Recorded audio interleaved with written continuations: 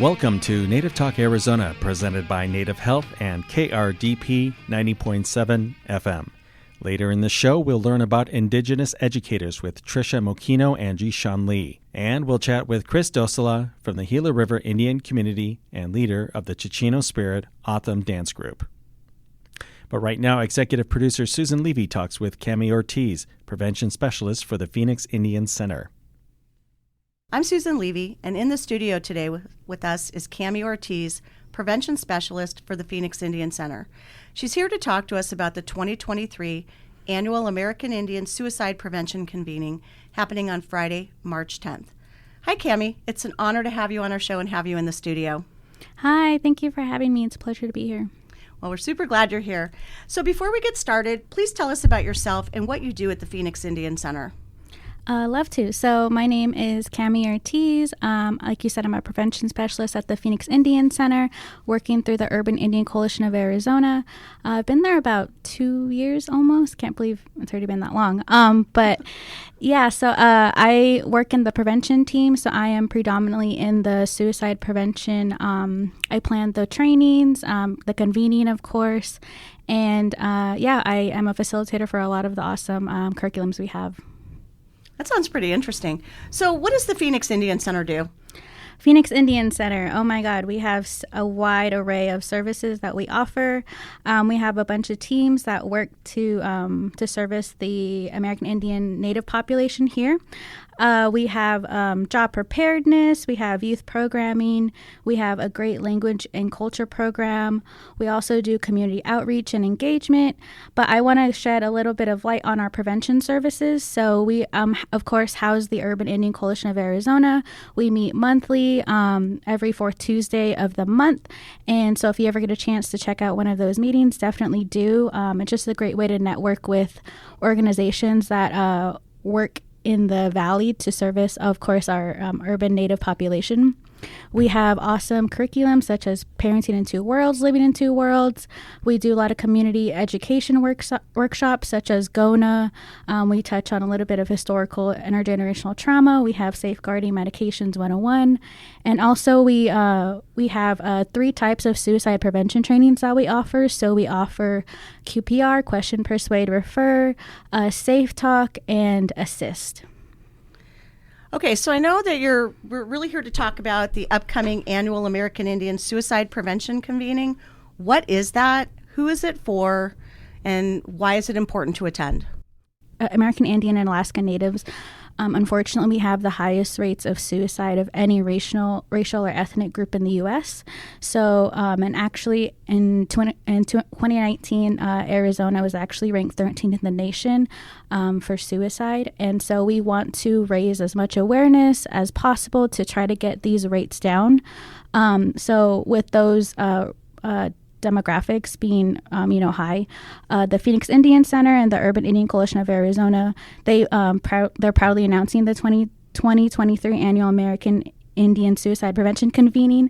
And these annual convenings are designed to really bring people together, so such as behavioral health staff, service providers, school support staff, youth serving organizations, and most importantly, community members. We want the community to really come out and really see what kind of resources are available to them.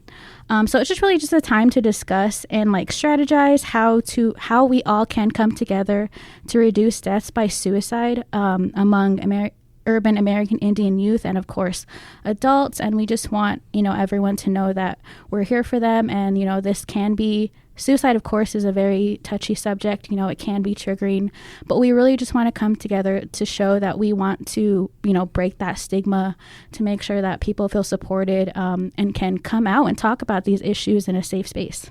So, Cami, what's the goal of the upcoming annual American Indian Suicide Prevention Convening? In Phoenix as a whole, there are a lot of current suicide and substance abuse prevention programs available for the community, but there isn't really that there is kind of an unmet need for the American Indian population's specific services. So in response, the Phoenix Indian Center initiated the suicide prevention convening to really bring together organizations, community members, resources to really focus on the American Indian suicide prevention approach. So would this be for adults and youth community members? Yes. So, of course, everyone is welcome to attend. Community members, behavioral health staff, like I said, the schools, administrators. So on the registration link, it'll have, information you need to fill out if you're an adult or a youth, just to make sure that, everyone is accounted for and knows what the topic is. So, but yeah, everyone is welcome to attend. We would love for youth to attend to know that, of course, we care about you, we love you, and we want you to get the support and the treatment you need if you are feeling low sometimes, because it happens to all of us, and we just want to make sure that they feel supported. Okay. So when is this event? So it's going to be on Friday, March 10th from 9 a.m. to 4. And where's it going to be? So this is we have been having these convenings virtually for, since the pandemic. But this is our first in-person convening in a while. Yeah. So it's going to be, I know it's going to be so exciting. It's going to be on the east side of the valley. So it's going to be at the Mesa Convention Center, Building A. And I'm really happy it's on that side of town, because I know it's kind of, I don't know, it's a lot more people hard. live over there. A lot more of the our natives live over there, so I'm really glad we can be in that area. How many people are you expecting? So we're expecting about 150 individuals. So good crowd. Yeah, we're really hoping we can get as many people to attend as we can. And is there a cost for this? And do you get lunch or anything? Yes. So with it being an in-person event, we are going to be providing breakfast and lunch, and it's totally free. So you just have to make sure you register on Eventbrite.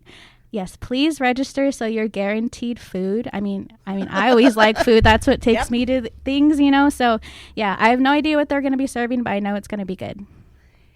Any last things? If anybody's interested in the Urban Indian Coalition, can they call you, or should they just call Phoenix Indian Center? So, of course, again, a little shout out to our Urban Indian Coalition of Arizona. So if you want more information on this event, you can definitely reach out to the prevention team at the Phoenix Indian Center. We're happy to take any calls and try to get you registered. If you have trouble registering online, we can help you register over the phone. So we really just want to make sure we get as many people to attend as we can. So you can reach us at 602-264-6768. Or you can email myself personally, so KORTIZ at phxindcenter.org. And I'm happy to help you, and I'm here to help anyone who needs it. Okay, one more quick question. What is the website of Phoenix Indian Center? So the Phoenix Indian Center is PHXINDCENTER, so phoenixindiancenter.org. And you can, that'll take you to the homepage. And if you want more information on the annual suicide prevention convening, just make sure you click the prevention tab at the top.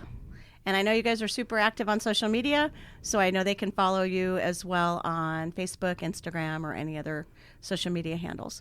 So Cami, thank you so much for coming on. I learned a lot. I'm hoping I can go. It sounds like a great, great meeting and very helpful. And let's hope a lot of people turn out and learn more. Thank you. Yeah, please come out. We'll see you there. Coming up, we'll learn about Indigenous educators. Support for KRDP 90.7 FM comes in part from Native Health, with 2 locations in Phoenix, 4041 North Central Avenue, Building C near the corner of Central Avenue and Indian School Road, and at 2423 West Dunlap Avenue.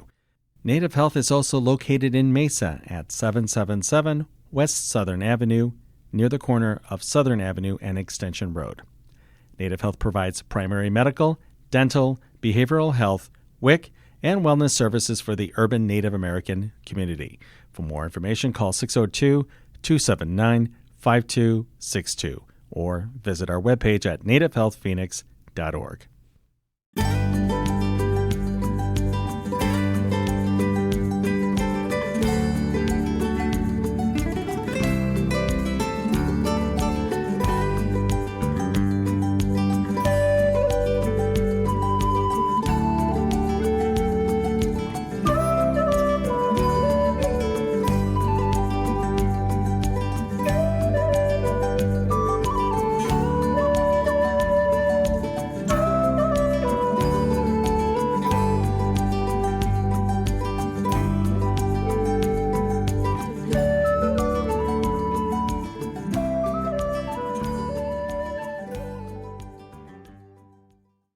Welcome back to Native Talk Arizona, presented by Native Health and KRDP 90.7 FM. I'm host Lanasha Pawadi. Indigenous Educators is a community of support for Indigenous educators who are working to restore and re-image Indigenous education. On the phone with me are Trisha Moquino and Jayshawn Lee. Hello, Trisha and Jayshawn. It's an honor to have you on our show today. Thank you. Thank you.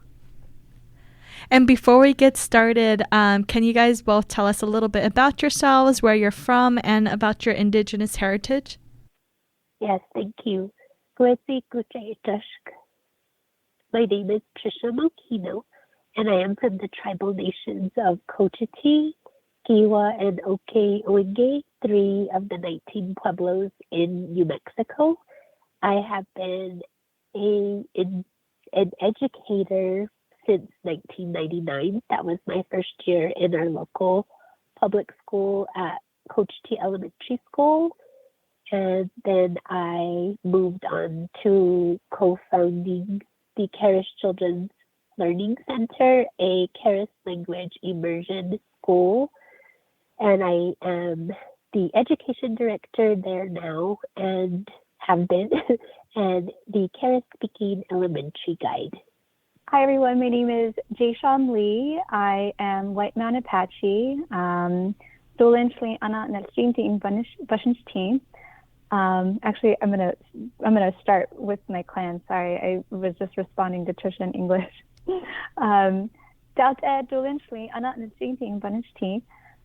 Hello, my name is Jayshawn Lee. I'm White Mountain Apache. I am from a small community called Honda back home on our reservation. I'm currently living in O'odham territory for school down here in Phoenix. I'm a mom to 3 littles. I am a teacher, a daughter, a sister, a wife, and a doctoral student currently, and I'm happy to be here. That's awesome. It's a pleasure to have you both here with us today. And to get started, can you tell us about Indigenous educators and how and when did it get started? It started as a platform on Instagram in 2019. And what we have seen over the past couple of years, and of course through the pandemic, it is something that is very much needed.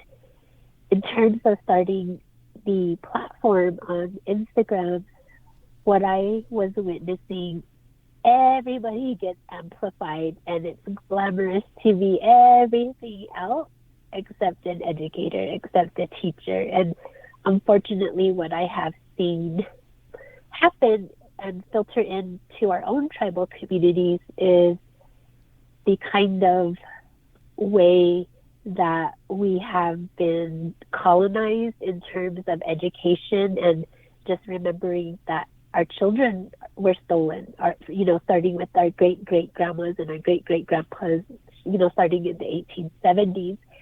And then education, as how it's shown up in our communities, has always been very much the message to our people is you are not enough. And, the tide has turned, and it, of course, has become better. But throughout this history of Indigenous education, there then became that push for Native people to become teachers. But as that happened, our own people, and it's not our people's fault, but our own people then replicating a system of education that in its totality has been extremely deficit-based and dehumanizing to our people. And at the same time, there are many of us who wanted to be those teachers in our communities. And so for me personally, when I graduated from college, I knew I wanted to teach in my own communities. And what I realized fast is in the public school system is I am not teaching in the classroom that I would want my own daughter to be learning in. So what kind of teacher am I if I'm just repeating this cycle of education that does not teach and speak to our children holistically if one of the first priorities is language? And so, I just say all that to say, like, we absolutely need teachers, and we need to love and nurture and care for the teachers that we do have, because they are one of the first points of contact all day, every day with our most sacred beings, which is Indigenous children. And so back to that point of everybody else being amplified, who's caring and nurturing our Indigenous educators. And then in addition, it is the Indigenous educators that are going to reclaim our children, that are going to reclaim the education of our children to create those spaces that are more culturally sustaining. And what we also see needs to happen is to create those spaces of community for Indigenous educators, just to love on each other, but also it's a place for dialogue on, disrupting these systems that in so many ways have been really violent. And even though that violence doesn't look the same, there are some things, there are still some things that are happening where our children go to school that is, still not okay. And what are we doing regionally, locally, nationally to help create more Indigenous educators? Because it is ultimately our own people. It is us. Nobody will love our Indigenous children more than we love our children. And so that's why I wanted to create a platform where we could highlight teachers, Indigenous educators, share where they are from, where they teach at, what their interests are, because that is also a form also of combating erasure, and so much more. Can you guys tell us more about the work of Indigenous educators? I think something that Trisha highlighted was really important in terms of what were those initial hopes for Indigenous educators. It started out as a platform to center and recenter Indigenous languages and culture. And so early on, when I started to get involved with Indigenous educators, I saw the online presence through Instagram, and was really exciting. And so we still have that presence on Instagram. And I know that we try to post daily, weekly, with some awesome stories that really center language and culture.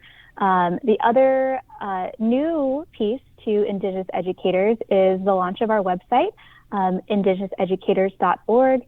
And through that online website, or through the website, we are able to share resources and stories and more about our emerging work. I'd say that we're still very young in terms of the work that we are aiming to do, but we do have a good team of people who are trying to progress that work.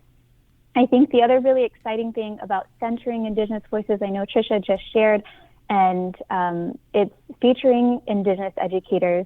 I think early on in 2019, Trisha reached out and featured me, and I was like, why? Why would you want to do that?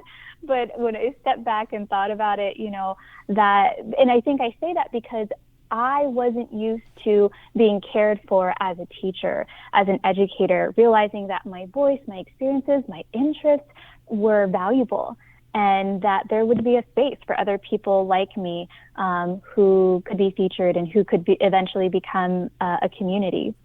And other things that we do, I think that's really important, is we do that through a couple different ways, which is the resources that we share on Instagram, but also the resources that we're starting to really gather and put together on the website, and the use of narratives, of storying. We know that our communities have thrived through storying.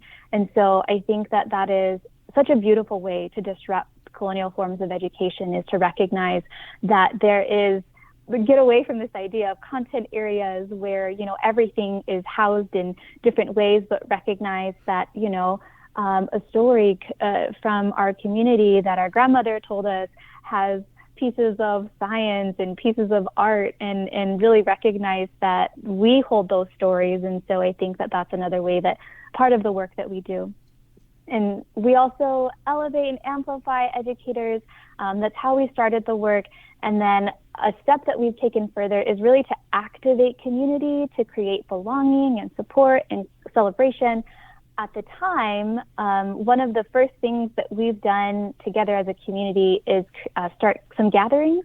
I think one of our first gatherings was online, but I was excited because I needed a space to gather with other educators and just think about the things that we could do together. Since then, we've hosted other gatherings in Albuquerque, a couple in Albuquerque, and I know that as we branch out with our team, we have team members in spaces like Oklahoma and Washington along the East Coast. I'm out here in Arizona, so I think we're really thinking about how to have gatherings in these different regions. And then something else we started was doing some Instagram lives as a way to get to know our team and really use the strength of our team and share just in conversation, right? Be in story with people, but also to talk about the hard things in the things that we face as educators, not just in the classroom, maybe within our homes, maybe within our communities.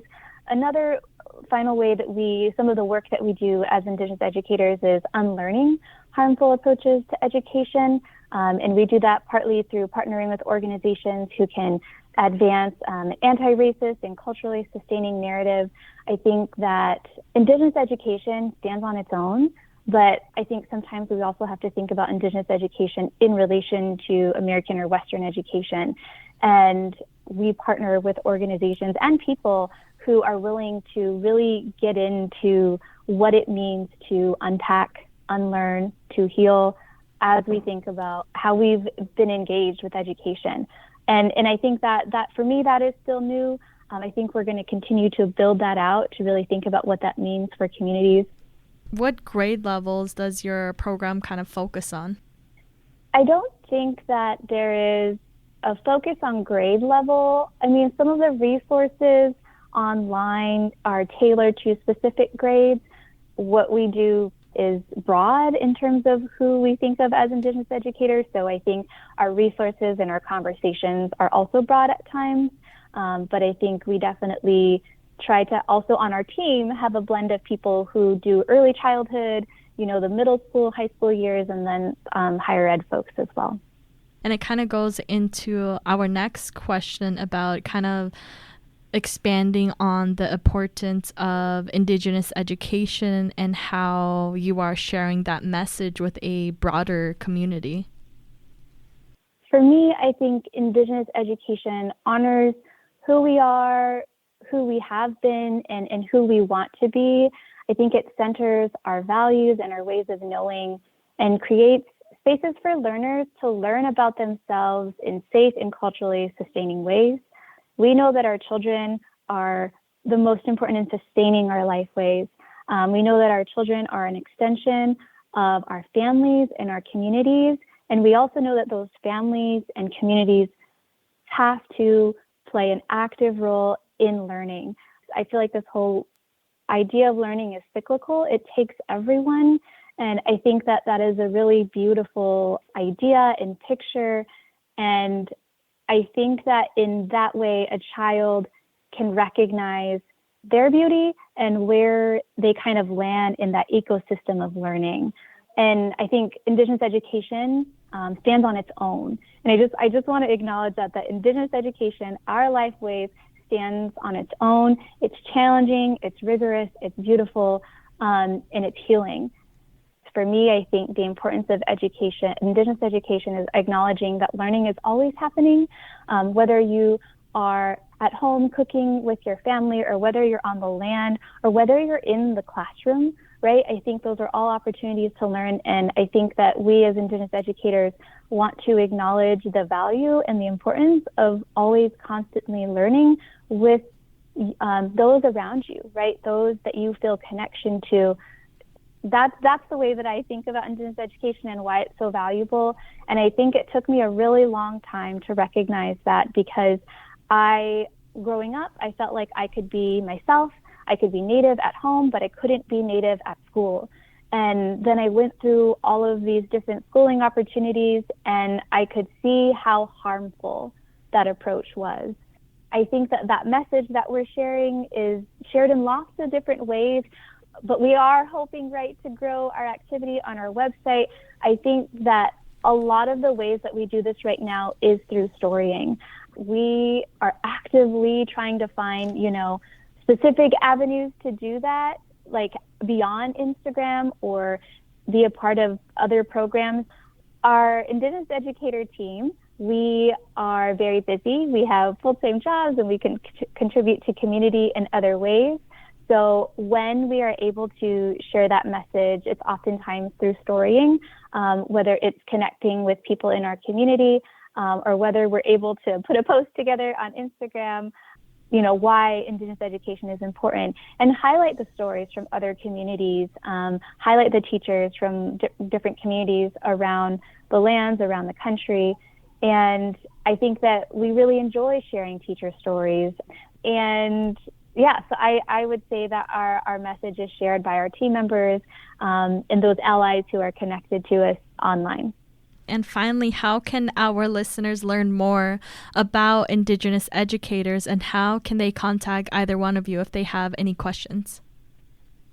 Folks can log on to Instagram and reach out to us via Instagram. Again, we have our website, indigenouseducators.org. Our Instagram handle is @IndigenousEducators. Feel free to reach out to us and someone will get back to you. We look forward to connecting with folks. And if people have ideas about highlighting Indigenous educator from their community, please reach out to us. We'd love to post and reshare awesome people from your community. Well, I'd like to thank you both, Trisha and Jayshawn, for taking time out to talk to us today to tell us more about your great platform, Indigenous Educators. Yes, thank you so much for having us. Up next, we'll chat with Kris Dosela.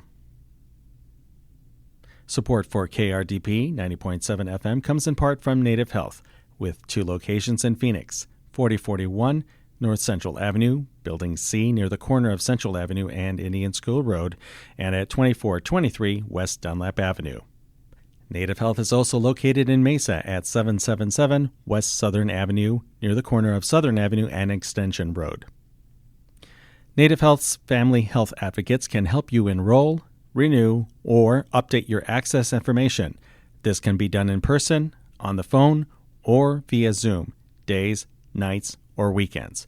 It's fast, easy, and can make a difference in keeping your health care coverage. For more information, call 602-279-5262.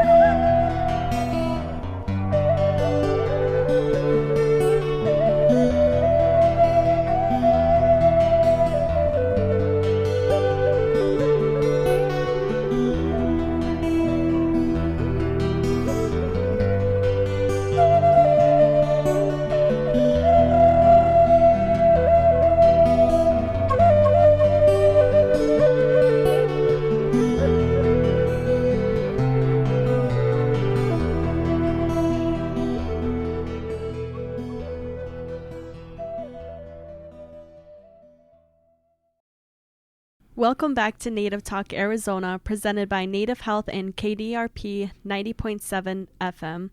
I'm host Lanasha Puwadi. In the studio with me is Kris Dosela from the Gila River Indian community and the leader of the Chichino Spirits Autumn Dance Group. Hello, Kris. It's an honor to have you on our show today. Hello. Thank you for having me. And before we get started, can you tell us a little bit about yourself, where you're from, and about your Indigenous heritage? Okay, so I'll start off by saying hello in my language, which is Skuksiardik Visichamwe. My name is Kris Dosela. I'm from the Gila River Indian community, from the village of Chichino, which is located near Levine, Arizona. And that's where I was born and raised. Our tribe is called the Akima Autumn, which means the river people. But in U.S. history, we're known as the Pima Indians. And so that's where I'm from. As for my journey or my indigenous heritage, I'd just like to start off by saying that my father is a San Carlos Apache, hence my last name, and my mother is from Gila River Indian community, but she's also part Navajo and part Apache as well. So I'm a little bit mixed, but my father, he pushed me and I guess basically always encouraged me to grasp my O'odham Himdug, my O'odham culture, because he said that's where I'm enrolled and that's where I need to represent. And so that's kind of a little bit about my indigenous heritage. Growing up, my parents were really into the powwow circle. My father was part of a drum group called Salt River. Mother was a southern buckskin dancer, and I was a northern traditional dancer as a youth. But when I got to high school, I was part of the wrong crowd and was too cool to like participate in those kinds of things. And I feel like a lot of Native youth, we get swayed into modern society in that way. Like it's not cool to not dress like everyone else or listen to the same music as everyone else, and you lose a little bit of I guess your heritage, maybe I'd say, a little bit of yourself because you're busy trying to be like everyone else. And so I struggled with this, and I guess the turning point was when I was a junior in high school, and one of my good Mexican friends, he was joking with me one day, and he said, "Hey, Kris, sing me an Indian song." And at that time, I really didn't sing anything, so I just said, "Oh, I don't know an Indian song." And then he said, "Hey, speak a sentence in your language." And I said, "I don't know any sentences. I just know the bad words." And so he said something that I'll never forget. And, it's just like one of those things like you're like, wow, I can't believe a high schooler said that. And then what he said was, "I'm Mexican. I speak Spanish. I can sing in Spanish. Why can't you?" And so that really hit me that day, because I was just like, what kind of Native am I if I can't speak my language or sing my songs? And so that day I took it upon myself to go visit my great-grandparents. And my late great-grandmother at the time, she was 82 years old, so she had been around for a long time.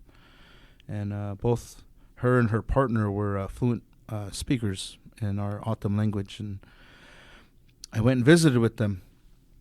And I said, "Hey, Grandma, can you teach me an Indian song, an O'odham song?" And she just started laughing at me. She's like, "Hey, go play your video game. Leave me alone." And she didn't take me seriously. And so it took about a week of bugging her. "Can you teach me an Indian song? Can you teach me an O'odham song?" And finally, after a week, she finally said, "Okay, I'll teach you. But if I teach you, you have to learn the old way. You can't record me. And you can't, and I'm only going to teach you one song at a time. And you won't learn anything else until you've learned that." And so that's what she told me. And that's how I began the journey of being an O'odham singer today. So. Oh, wow. That is amazing. Thank you for sharing that story.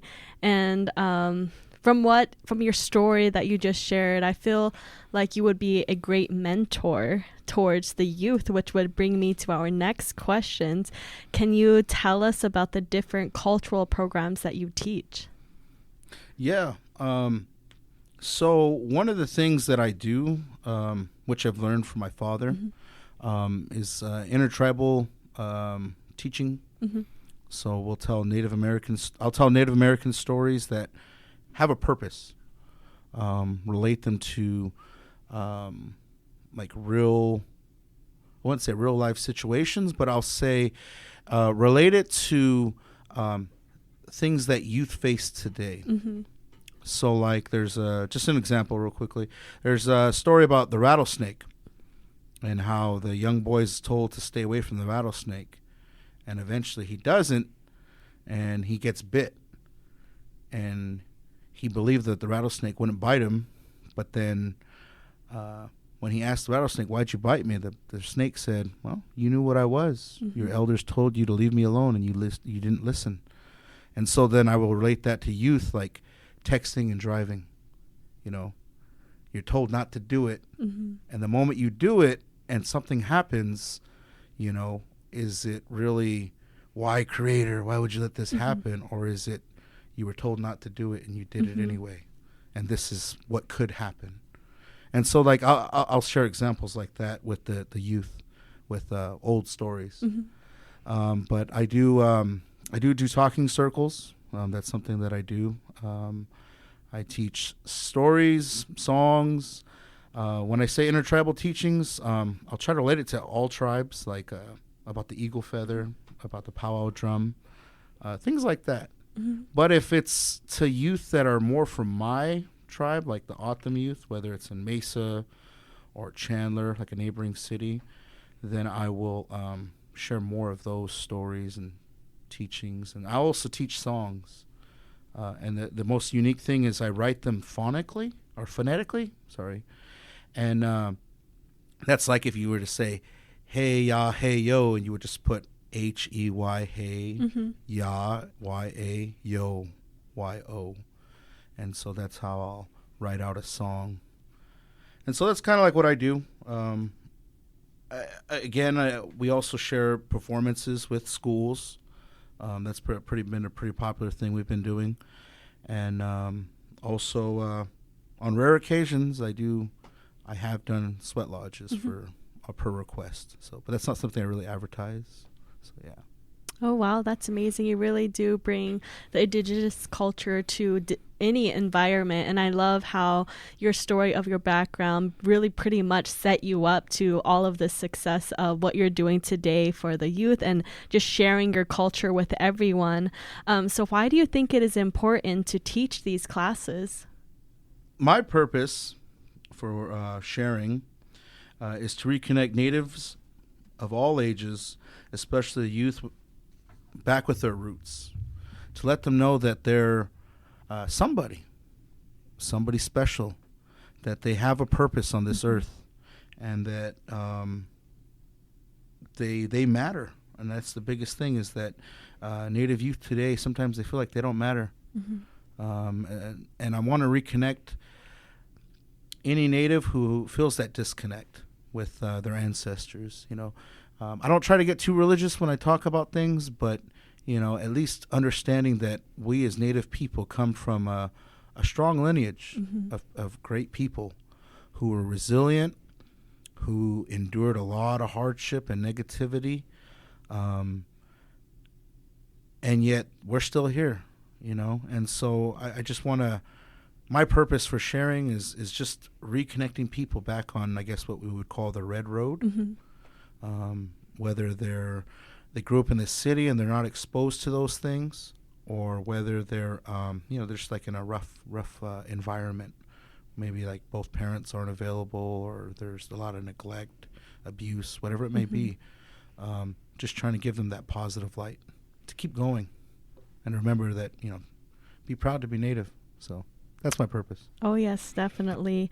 And I know, and at some point there was youth who were shameful to even share their culture with everyone. Like they were ashamed to even speak their language, or even have the accent of it. Because they, especially going to like a public school, not on the reservation, so they really get that back burden when they speak their culture. Because I know I got that when I was going to school in the city and I had the same story as yourself of what opened my eyes to start learning my culture was because I grew up with my great grandparents on the reservation, and when I went to school there, I didn't speak Navajo, so the kids would call me Biligana Yaja. So then I go home to my great grandma and I'm like, oh, all the kids are calling me this, like what does it mean? And they were calling me little white girl.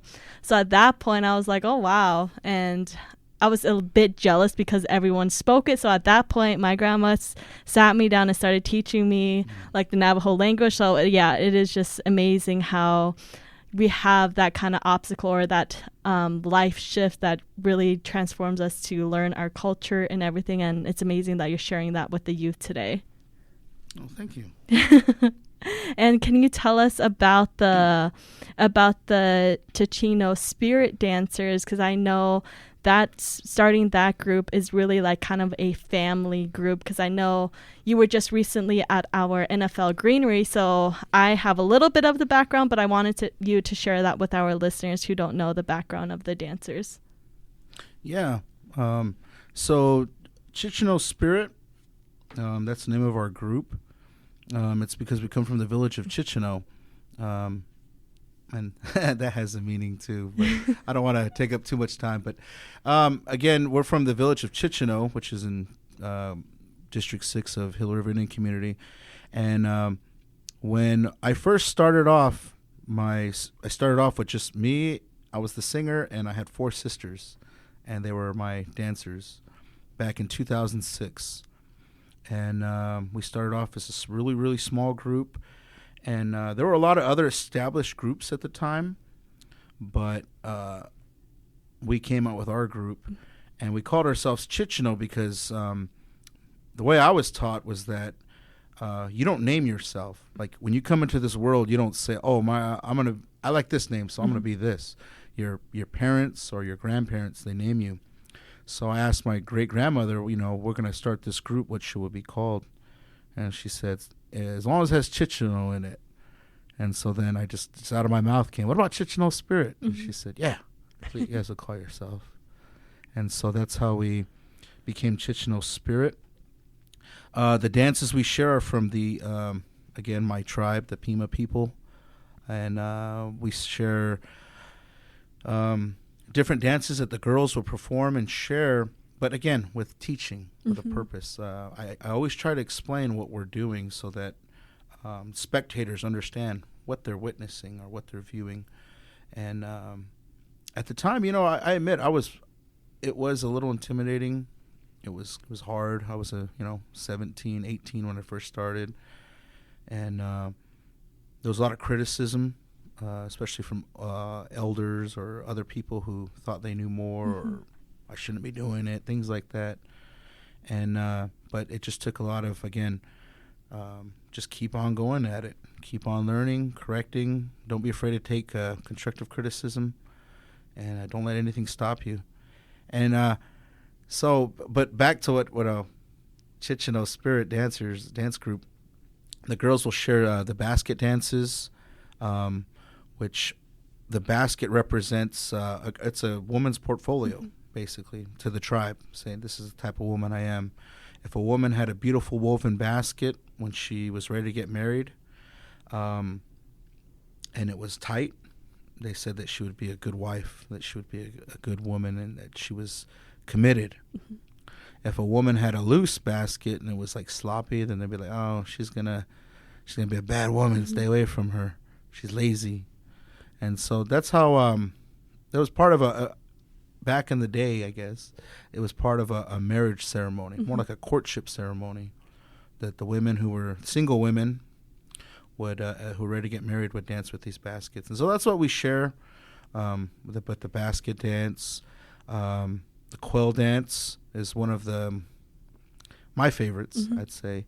That one is the girls, they travel in a pact, in a line, and the deep meaning behind it is that, quails, they follow the leader, tallest to shortest, or if you're native, the biggest one to the skinniest one. And, wherever they're going, that's where you're going. And there's always a coyote in that dance, though. And the coyote, he's trying to catch one of the quails. But basically the purpose of that song and that dance is that we're telling the people, you're an example to someone younger than you, no matter what age group you are. Maybe you're in the 8th grade. There's a 6th grader that says, I want to be like you. Whether you're in high school or someone younger saying, I want to be like them. Even if you're an adult who has no children, somebody looks up to you. And, they're following your example. So that's why we say that we want to set a good example. If we set a good example, that child, that baby quail will go in a good way. But if they follow a bad example, say there's drinking, drugs, things like that, then what kind of path will that child live or follow? And we got to remember that the coyote, he's the trickster. He's always trying to get us to deviate from our path. And so that's, again, a little bit about that. But we've grown since 2006, and now in 2023, we've done a lot of different performances. We've got multiple male dancers with us, and we've gone through, a few females. Some of my sisters have grown out of the group. They're no longer a part of it, but my other ones, are teaching my younger cousins and nieces. And so we're still growing. We're still here. We love what we do. Again, sharing positivity and getting people to be proud about being Native. Again, that's the biggest message. And also, I guess the last thing I like to share about Chichino spirit is, we have males that they dress like how our ancestors did, the Huakam. They wear headbands and they wear these skirts that have designs on them. That's how our ancestors dressed. And a lot of times I'd see youth from Hill River, Salt River, they're drawing natives with like eagle feathers and things like that, and breastplates, and that's all. I think it's great, but you ask them, what do your people look like? And they'll be like, I don't know. And so it's kind of like trying to bring that back to light. This is what we used to look like. And Kris, do you have any upcoming events of where you're going to be at, or any classes or dances?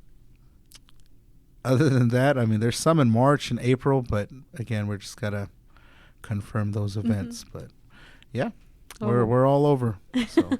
But Kris, how can our listeners learn more about your culture classes or about your Chichino spirit dancers? How can they contact you if they have further questions or just wanted to inquire about anything that we talked about today? Yeah, so I have my contact information that I've provided to Native Talk Arizona with my email, which is kdosela@gmail.com. It's probably the best way to get a hold of me for any just any questions, inquiries. It doesn't matter. Again, we're a group that's about sharing, educating. So we're not really in it. We're not in it for the money. I'm going to tell you that right now. We do a lot of free events. And so, but it's just to spread awareness and share. But, when we do get something, hey, it's great, But other than that, we're just happy to do it. But I do also have social media. And again, you can reach me through there, Facebook or Instagram. And I also have TikTok, which is something I like to do, a little hobby I have with Native comedy on it. So, can you let us know the name for your social medias? What are your social media handles? So on Facebook, it's Christopher with a K. Last name is Dosela. And then on Instagram and TikTok, it's K Dosela. So just K Dosela. And if you want to learn more about our group from, a perspective of others, you can Google us, and there's multiple pictures of us, and we were in a couple different newspapers, and so, yeah. Wow, that's amazing. Well, I'd like to thank you, Kris, for coming in to talk to us today, to tell us all of this great information about what you're doing in the community. Well, thank you. Thank you for having me. Really appreciate it. Thank you for listening to Native Talk Arizona, presented by Native Health and 90.7 FM KRDP. Our executive producer is Susan Levy, sound engineer is Javier Quiroga, and our host is Lanasha Puadi. We hope you will tune in again next week. If you have any questions, please reach us at nativetalkaz@listen2krdp.com.